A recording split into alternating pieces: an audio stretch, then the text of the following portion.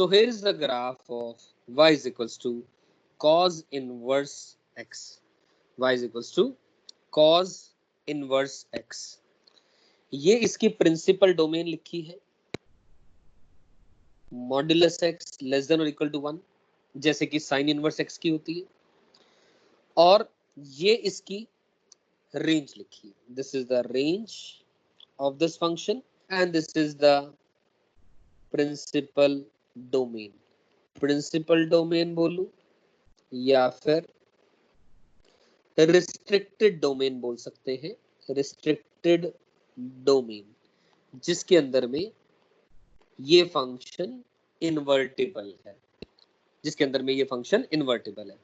तो आइए cos inverse x के ग्राफ पे जाने से पहले सबसे पहले हम बात करते हैं cos x के ग्राफ की. Let's talk about y fx. f is a function, fx is equal to cos x. इसकी अगर मैं डोमेन की बात करूं तो ऑल रियल नंबर से लेकर के ये फंक्शन -1 से लेकर के 1 तक में डिफाइंड है. ये इसकी डोमेन हुई, ये उसकी रेंज हुई. और अगर मैं इनवर्स की बात करना चाहता हूं f इनवर्स x, वो cos इनवर्स x होगा. ठीक, f इनवर्स इसका f इनवर्स निकाल रहा हूं तो वो cos इनवर्स x होगा. और domain becomes range, range becomes domain. तो -1 से 1 इसकी डोमेन बन जाएगी. से लेकर के कहां तक की बात कर रहे हैं, ये इसकी, ये उस बात पे डिपेंड करेगी जिस रीजन में ये जो फंक्शन है 1 और ऑन टू बिहेवियर शो करेगा तो वो यहां पर आ जाएगा. यानी I am looking for a restricted domain in which our function fx equal to cos x has a behavior of bijective nature. Correct. चलो, और निकालते कैसे हैं इनवर्स, ये हम सब लोग जानते हैं. कैसे, ध्यान से देखें. अगर मैं निकालना चाहूं, मैं लिख रहा हूं ये बात, how to find the inverse. How to find the inverse सभी का एक ही तरीका होता है, लेकिन फिर भी बता दे रहा हूं. y equal to cos x लिखा, x की वैल्यू y की टर्म्स में निकाली, cos इनवर्स y, और x और y को इंटरचेंज करा तो आपके पास cos inverse x is the required inverse function, जिसकी रिस्ट्रिक्टेड डोमेन निकालना चाह रहा हूं, जिसके अंदर में function fx equal to cos x एक कौन सा बिहेवियर एग्जिबिट करे, कौन सा, बाइजेक्टिव. क्लियर हो गई बात. तो आइए दोस्तों बात करते हैं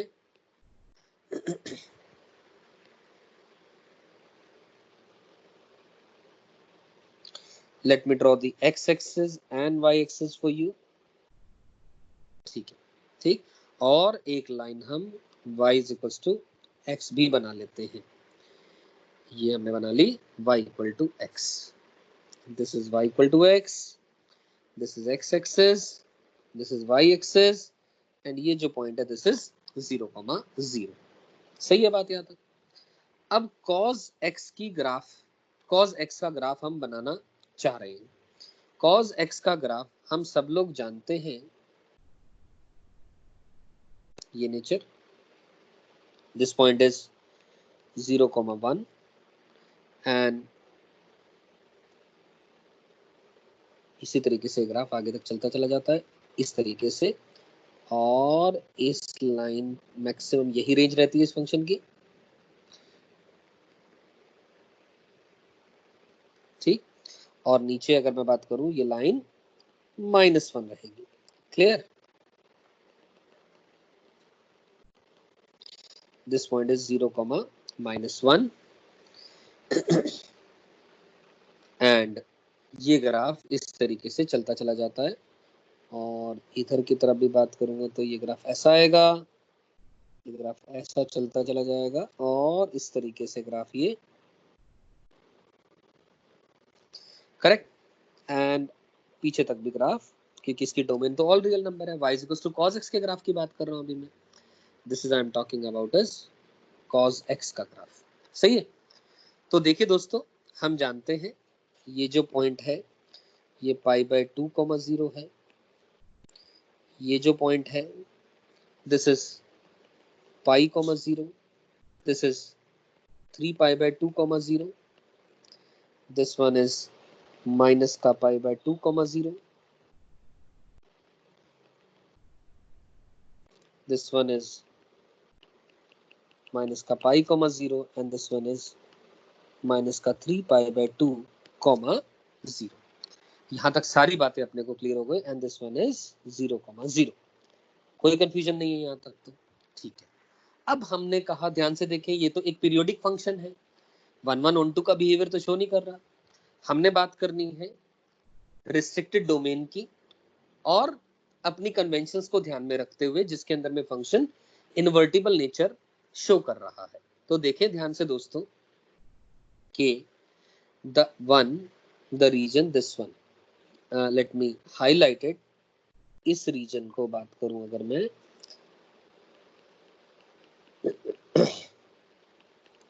इस पर्टिकुलर रीजन में जो cos x का ग्राफ है वो अपनी सारी की सारी वैल्यू ले रहा है। I am talking about in the region 0 से लेकर के पाई, 0 से लेकर के पाई के अंदर में जो cos x का ग्राफ है अपनी सारी की सारी वैल्यूज अटेन कर रहा है, यानी -1 से 1 तक की वैल्यू सारी ले रहा है। तो हम इसी ग्राफ का y = x लाइन के अबाउट मिरर इमेज ले सकते हैं।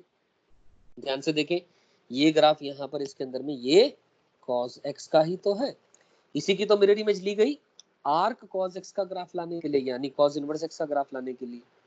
You getting my point? तो ध्यान से देखें दोस्तों, तो मैं बोल सकता हूं कि जो ग्राफ की जो मिरर इमेज आएगी वो क्या आ जाएगी, ये 0, 1 विल बिकम 1, 0। तो ये ग्राफ यहाँ तक आएगा। Obviously 1, 0 will be less than π/2, 0 and π/2, 0 बन जाएगा 0, π/2। तो एज अ रिजल्ट ये ग्राफ ऊपर आएगा, ऐसा इस तरीके से ग्राफ आएगा ये। You getting my point? और ये ग्राफ अब इधर हम बात कर रहे हैं किसकी, 0, पाई की, वो बन जाएगा π, 0, या ऐसे आ जाएगा।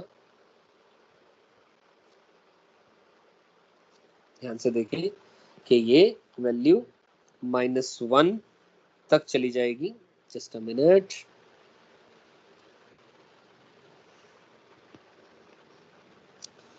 ये पॉइंट आएगा कितना, ये पॉइंट आएगा 0, π/2। यहाँ तक बात क्लियर हो गई। और ये माइनस का 1 कहीं ना कहीं यहाँ पर आएगा। ये पॉइंट ऑलरेडी हम मान चुके हैं, ये 1, 0। यहाँ पर कहीं ना कहीं ये पॉइंट आएगा, दिस इज -1, 0। और इसी तक के बीच में ग्राफ एग्जिस्ट करेगा। तो एज अ रिजल्ट ऐसा कुछ बना सकते हैं हम लोग, दिस वन। ठीक है। तो और ये जो पॉइंट आएगा इस एक्सिस के ऊपर, this will be 0, π। So this is the required graph of cos inverse of x। You getting my point? cos x का ग्राफ समझ में आया। हमने इतने पोर्शन की मिरर इमेज ली about the line y = x, और हमारे पास एक ग्राफ आ गया। कौन सा ग्राफ आया? This one I am talking about, this one. ठीक, the one I am highlighting. ठीक है कि ये cos इनवर्स x का ग्राफ आ गया हमारे पास। और ध्यान से देखें दोस्तों, ये ग्राफ ही तो बना हुआ है, ये जो ग्राफ मैंने नीचे बनाया और ये ग्राफ सेम ही तो है।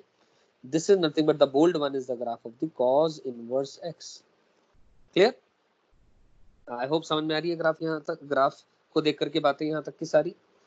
तो अब इस ग्राफ में हम एक चीज और समझने का प्रयास करें, क्या कि हमने ये तो जान लिया ये ग्राफ आ गया रिक्वायर्ड। तो डायरेक्टली अगर हमें cos इनवर्स x का ग्राफ बनाना पड़े तो डायरेक्टली हम cos इनवर्स x का बनाए without taking the help of the cos x का ग्राफ। ठीक, यानी इस तरीके से बना लें। ध्यान से देखें दोस्तों, ये बनाई जा सकती है बात। ये रहा x और y एक्सिस, ये रही बातें सारी, और इस रीजन में हम बात कर सकते हैं।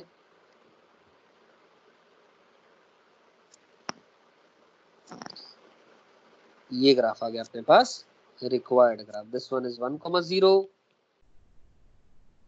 और ये जो ग्राफ आएगा यहाँ पर, this one is 0, pi, this one is 0, pi and this one is, the point is -1,0 and this one is 0,0.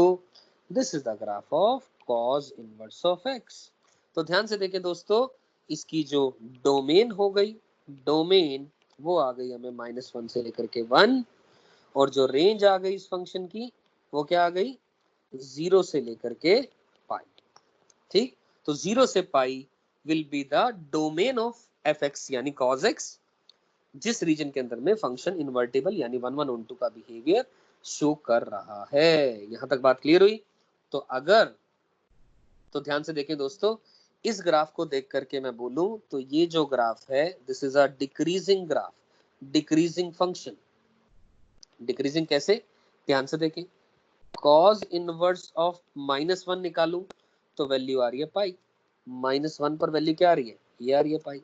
ठीक, और फिर कॉज इनवर्स के अंदर में अगर 0 पुट करूं, जैसे जैसे x बढ़ा रहा हूं, इधर से इधर जा रहा हूं, left to right, cos inverse 0 पर वैल्यू आ रही है पाई/2, और कॉज इनवर्स के अंदर में 1 पुट कर रहा हूं तो वैल्यू 0 आ रही है। तो ध्यान से देखें, पाई से पाई/2 से 0, वैल्यू घटी के नहीं घटी?